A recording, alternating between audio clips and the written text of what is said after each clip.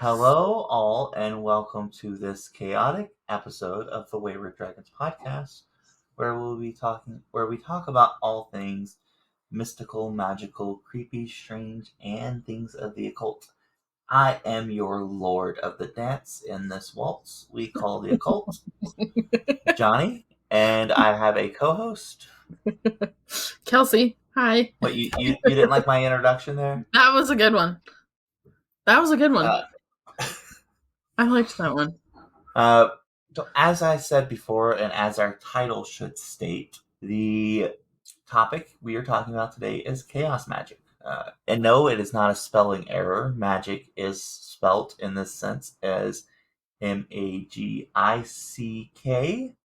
which is a reference to Aleister Crowley.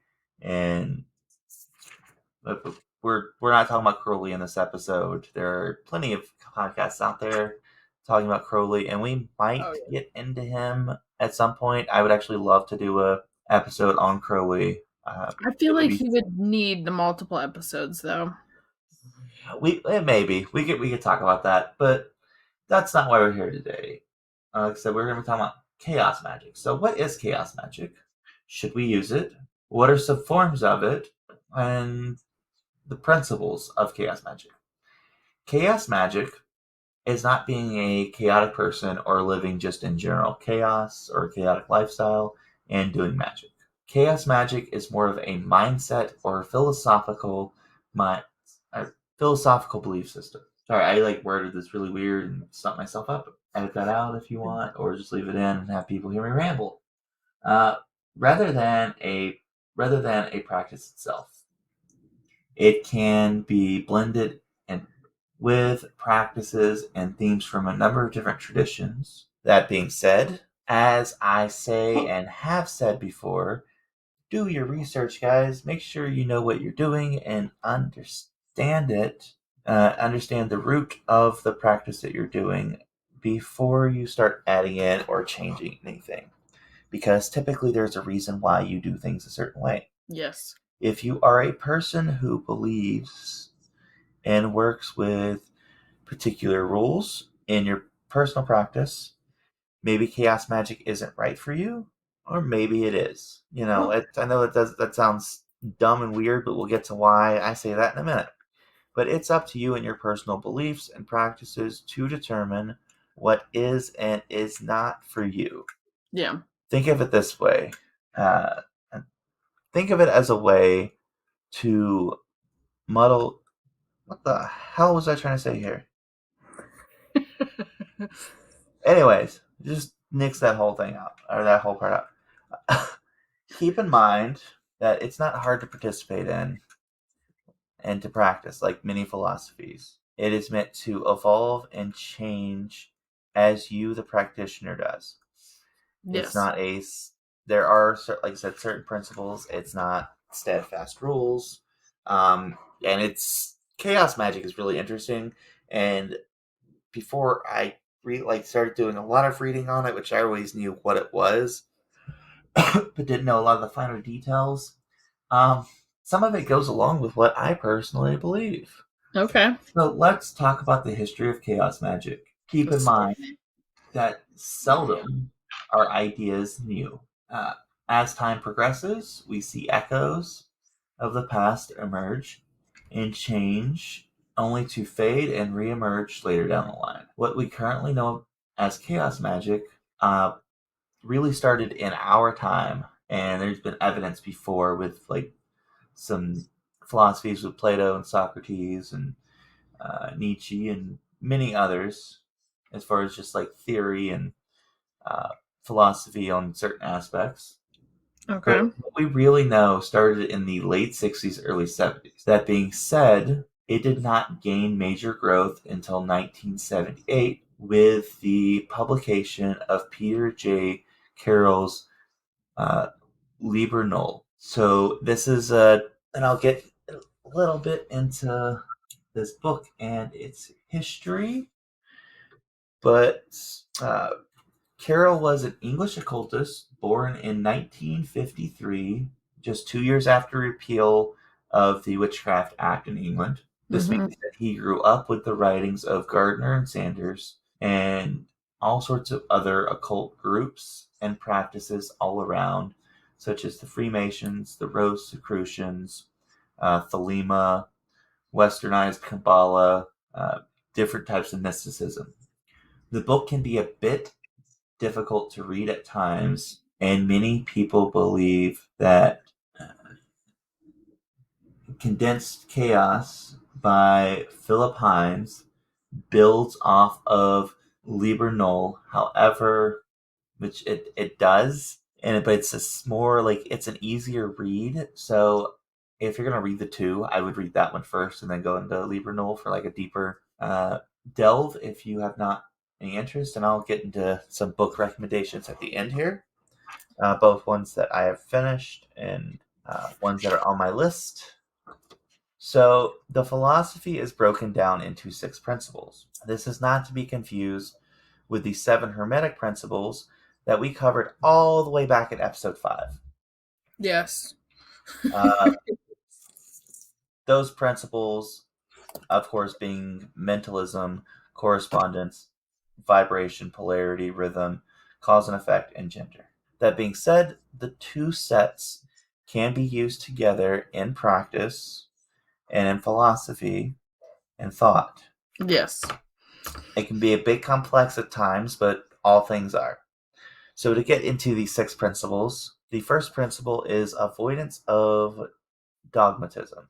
This means work to and resist falling into dogmatic hierarchy. What does that mean? No, what does that mean? Well, in a sense, it means there is no absolute truth. Reality is a way reality is in a way subjective. So what is correct for some is not correct for all. Like each of us use magic exists on a spectrum and at different frequencies. No truth is absolute, but no truth is a lie. A chaos magician will see everything in their own personal paradigm. The chaos musician, the chaos magician that believes that the belief in something gives it power. The gods are only thought forms, a creation of humanity to identify and have connections with the divine and the universe. In other words, we are divine. What? That's not where it's supposed to be there. So, in other words, we are dividing and creating these godheads based off our beliefs. The idea that man made God in his image. Okay. Yeah. It's the concept that, and you see this recently in a lot of media. It's that the gods exist because we say they exist, and that our direct energy is what caused them to exist. We needed an explanation for something that we ourselves could not explain. And so we put so much feeling and thought and energy into the concept that we created this facet of the gem that is the divine universe. Mm-hmm. It's a way of us rationalizing what is. Yes. So the second principle is personal experience. This one's a bit self-explanatory. Basically, your experiences are real for you. Mm-hmm. This seems silly, but it's true. In other words, live your truth, girl. While other people have experiences and experienced is a good point for you to start, and a good point if you're doing work to say, hey, this is where I'm going to start. This is where I'm going to base things off of. It's also good for you to, it's a good place to start, but it's also good for you to find your own answers. They're not going to give you all the answers. And things don't work the same for every person. The joy in finding the answer that works for you is the correct answer. Find what works for you. Find what functions for you. Mm-hmm. The Third principle is the principle of technical excellence. I know you're thinking, as well as I was when I was reading that about this, what the heck is that? Yeah. Well, I'll tell you. This is for many of us one of the hardest principles. It's the hardest practices for us to do. It is the hardest chore that seems so simple for us to even begin. What do you think that is? That could be a number of things. This is the record keeping, the journaling, the making Yeah. a grimoire, the logging stuff in your book of shadows, however you want to word it. Yeah, But that is hard. it is, and it's so ridiculous because it's like, I forget who it was, but there was I don't remember her name off the top of my head.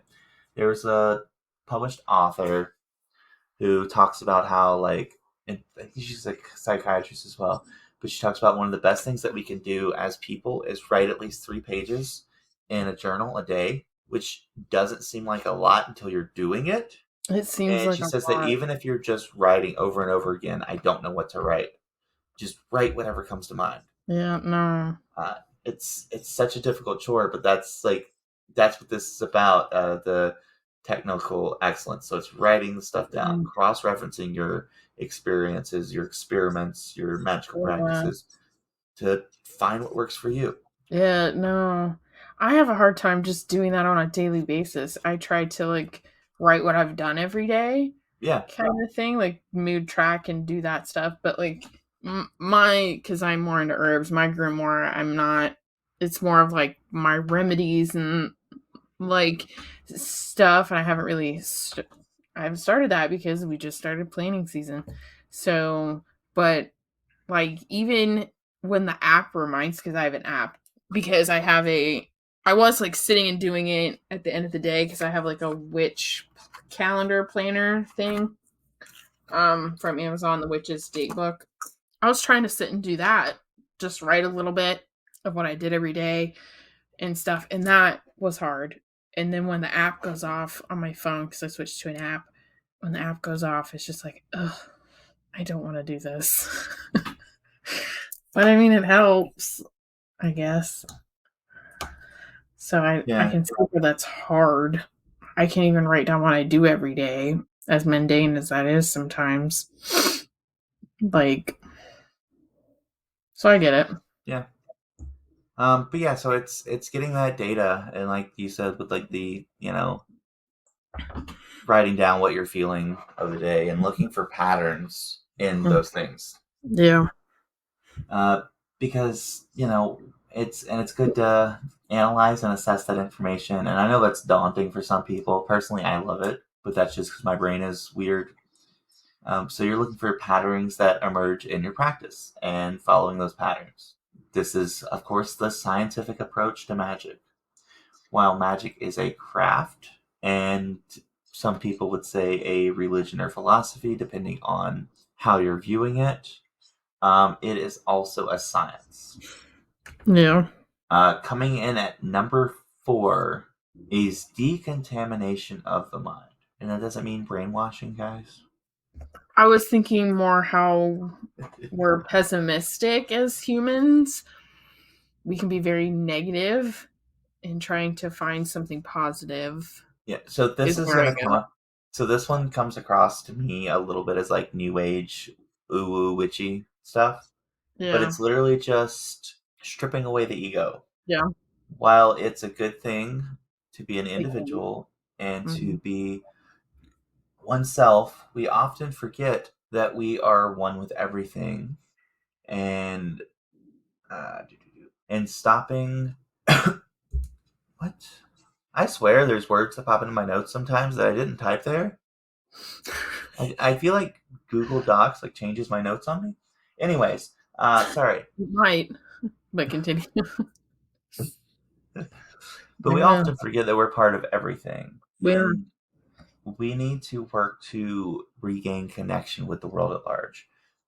Remember, don't give up who you are as an individual, but also don't forget that you as an individual are only merely a facet or part of the whole. Similar to how we create facets of gods in our own image to Mhm. fill certain needs, we are also feeling a need for the universe as an individual. So don't let that individuality go to waste, but also don't separate yourself and think you're someone super, super special and all of that Mhm. just because you are. We The are fifth not. principle, We are not special snowflakes, guys. no, and we are, but we're not. We're special to the point where we're all different, but we're not special to the point where we all deserve special treatment. We all deserve to be treated Yes. equally and Yes. fairly on every aspect. Yes. The fifth principle is the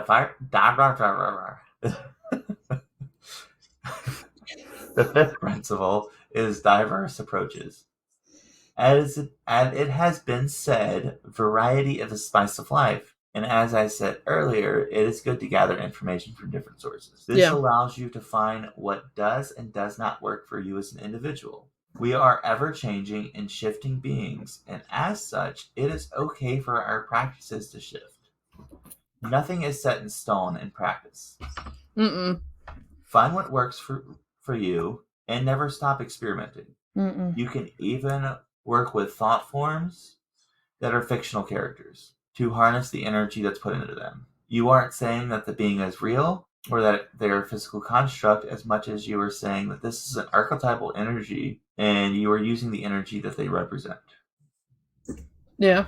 You are focusing on the energy of that individual or individuals. The shared belief or energy of that person or persona can power your process. I think I talked about this I think I talked about thought forms at some point. If not, because we've done so many episodes now, I've kind of lost track. Same. It's a very interesting topic and exercise. For a simplified version, it's the thought that everything has energy, including thoughts. When we collectively or as an individual, it's easier collectively, put an idea out there and put enough thought into that idea to manifest it, it does manifest. This is why urban legends and stuff like that pick up track after Yes. a time, and why some songs or films that make people feel a certain way after they have been watched and listened to for so long by so many different people. This is why you can feel the passion of art project and all the love and pain that's put into it. You taste the love that's put into food that someone who Mhm. cares for you makes for you. Yep.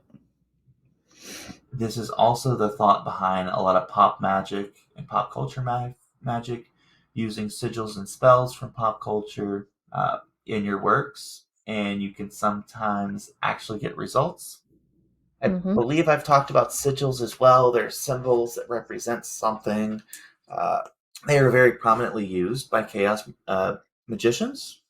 I keep wanting to say musicians for some reason. I know you do. You keep. Look, a chaos musician is just like jazz. Uh, so the sixth and final principle is gnosis. Gnosis is knowledge of spiritual mysteries. In other works, they talk about, in works, they talk about entering a Gnostic state or altered state of consciousness. This can be done via meditation, imbibing in certain substances, working out, tantric practices, self flagellation, and many other practices, even those including sex magic. There's actually a really interesting book that talks about uh, programming a trigger, like an instant trigger, to enter a to enter a magical mindset instantly. This is called Instant Magic by Christopher Pinzak. Again, I believe, as I mentioned earlier in the episode, even if you have no interest in chaos magic, I highly recommend this book to any practitioner or person who is interested in the occult at all, as there's a lot of good information in it. Then again, Pimzak has a lot of different good information in a lot of his books. I can also It can also help with easing anxiety and a number of other things if done correctly, because you're programming your brain. It's important because we need to be able to set aside mundane stuff Mm-hmm. and mundane practices to be in this magical mindset. And just different different things that we do kind of fall into this, even if it's something simple, that we can program our brains to do the simplest thing. Uh, a friend of mine, when they have blue light filter glasses like I'm wearing now, because computers are bad for your eyes, Mm-hmm. but they will wear them even if they're not on the computer, if they are working, because and they have programmed their brain that when the glasses are on, Mm-hmm. it's hyper focus time. Okay. Solid. That's a Yeah, good idea, actually. yeah, and so you can program like your brain like that to help with stuff as well. But if you program your body to, like, say if you're wearing certain garb, or if Yeah. do a certain thing with your hands, and you enter a certain psychological state, because you can program yourself to do that, it helps a lot with different practices. So being able Mm-hmm. to enter that state, to get into that mindset, to gain knowledge of certain spiritual mysteries and stuff, is a great thing to do. So a few books that I would recommend, like I said, Liber Null by Peter Carroll, which is like the big starting book. And so you don't have to write these down. I can just send these books to you. Yeah, you can send it through Facebook. Uh, Messenger. Send it through so Messenger. Condensed Chaos, which is an introduction to chaos magic by Phil Hine, which is basically like the fleshed out version of some of the stuff in Liber Null. One that I have not read yet, but from what I understand is the best book to start with, especially for people who are just getting into this and people who are getting into magical practices in general, Mm-hmm. is Hands on Chaos Magic by Audrea Vitamus. And then a book that I personally didn't care for, but it's got some decent reviews, is Chaos Magic by Seth Kadaro. And if you want to know my thoughts on that book, you can listen to next week's episode on our review. You see what I did there? You did. You did good. No, yeah. I recommended for people who listen to that episode to come back and listen to this episode. Now and recommending all of you who listen to this episode to listen to that episode, so you can hear my review on that book. But I'm going to leave that there. Yeah. It's There's a little bit more to chaos magic, but that is the basis of it. It's practices work because we feel they work, and we put Yeah. that energy out there for them to work. Yeah. What are your thoughts on that? What we put out is what we get back. I've always felt that if you go out having a shitty day, you're gonna have a shitty day. If you kind of go out, it's all in your mindset. I had a band director that would constantly tell us that in high school, like what you put out is what you get back. The analogy was really weird, but he would tell us that quite often, of what you put out is what you get back. And Yeah. I mean, it's true to a degree. Like, I think Yeah. sometimes I also think that some people don't realize the effort that goes into when you put out when you put out a big goal, how much work goes into getting that big goal, whatever that goal is. Like, so you just have to be, excuse me. You have to be willing to put in the effort sometimes to work for what you've put out, because it's not always easy peasy beautiful cover girl kind of stuff. I was wondering if you were going to go with that. So just be aware that sometimes it's going to take some work and it's going to take some effort to kind of get what you've put out into the world. But I mean, I've thought about a lot of the principles and stuff that you were saying. Like, we as humans, we made gods to explain a lot of stuff that we just couldn't straight up explain. It's in our image. They're not anything. They don't really look any different than what we would. And right, So and it's that's not saying that these gods and these deities don't exist or did not exist at one point in time. It's yeah, the idea that they have existed or do exist because we believe they exist. yeah, Faith precedes the miracle. Believing yeah, is seeing. And yeah. that statement has a lot of different connotation to it, but I don't think it's something that is simple as, one answer for every one answer for every question. It's just not that straightforward. It's yeah. Well, I think the greatest example would be Slender Man. Slender Man started out as a creepypasta character and has now become part of the cryptid scene because enough kids believed he was real. Mm-hmm. So like that's kind of an example of one modern folklore happening and modern like kind of cryptid kind of stuff is happening was because when you pull up cryptids, Slender Man pops up. Like, I'll he's a I'll go a different level than that. Santa Claus. yes, yes, that is another one. So Santa Like, Claus is essentially a god and yeah, has godlike powers, yeah, and people believe that he exists because of the energy and everything hmm they feed into him. hmm Uh, I mean, that's yeah, the magic of Christmas. But yeah, Santa Claus that's that a we good one. see today is based off of a number of different pagan deities and a few Christian notable people, and amalgamated into one. But you know, everywhere in the world, pretty much any uh, civilization that has communication with the larger world, if you show them a picture of Santa Claus, they They will know. call him different things, but they know Yeah. exactly who it is. Yep. Yeah. So I mean, there's tons of examples. So a lot of it makes sense. You got to be true to you. You have to, I think, especially in today's day and age, you do have to kind of set aside your ego. And you also have to realize that all of us are in this shitty situation together. Like, um, and because of the economy and stuff, we really have to kind of rely on each other for different things.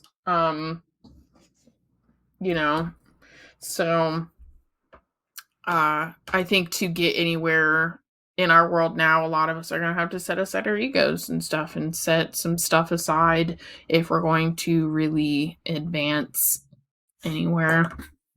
So that's a conversation for a different day. Yeah. But I think the perfect time now is for us to do our card reading. Yes. Yes. My cat Would you picked my card. would you like to start?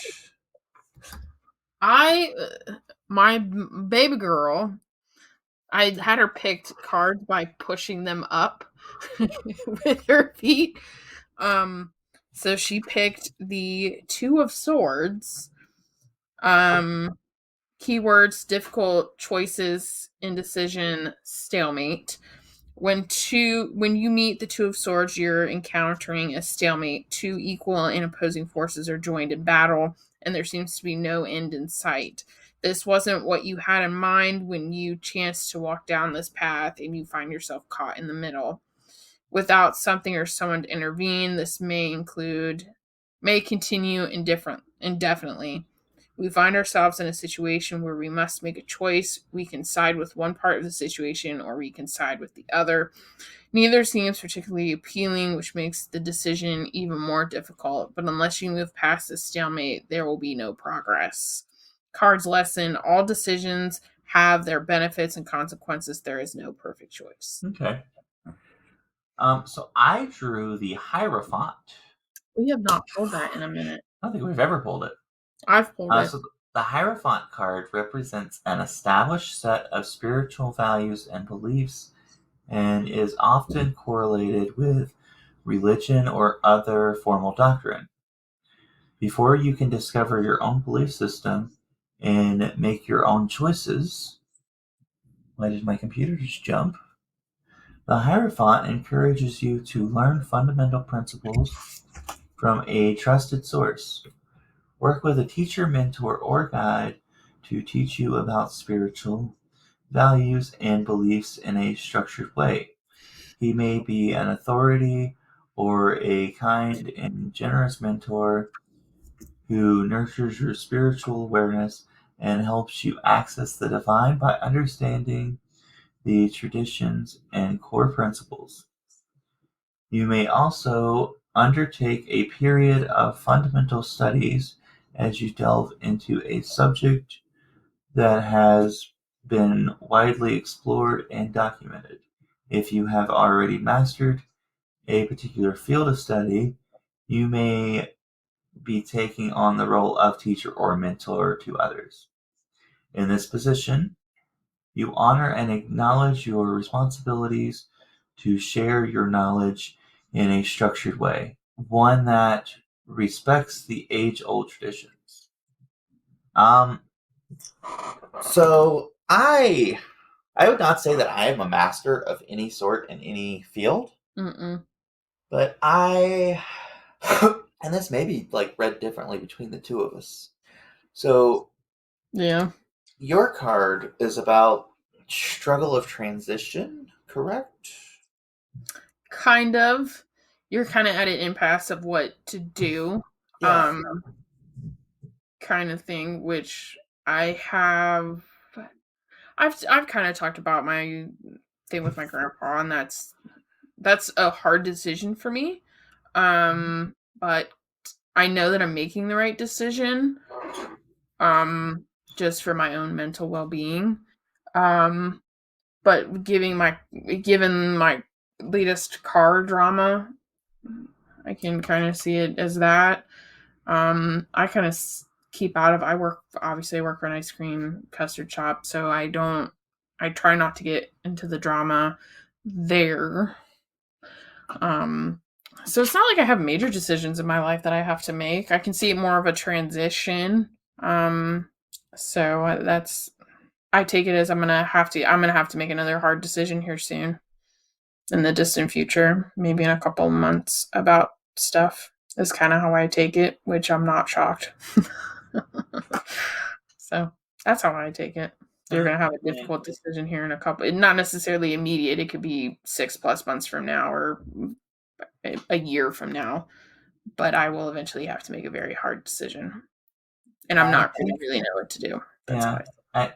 I think mine with the two is taking everything that I have learned, and that I'm, as far as the archetypes, I've always been like just the scholar, and Yeah. I think it's time for, and it's kind of something I've been thinking about, but it's going to be a matter of making time to do this, because it's life is busy and things are hard. Oh yeah. But taking the time to sit down and go through all the information I have, go through all the data points I have and everything else, and actually making something to teach others.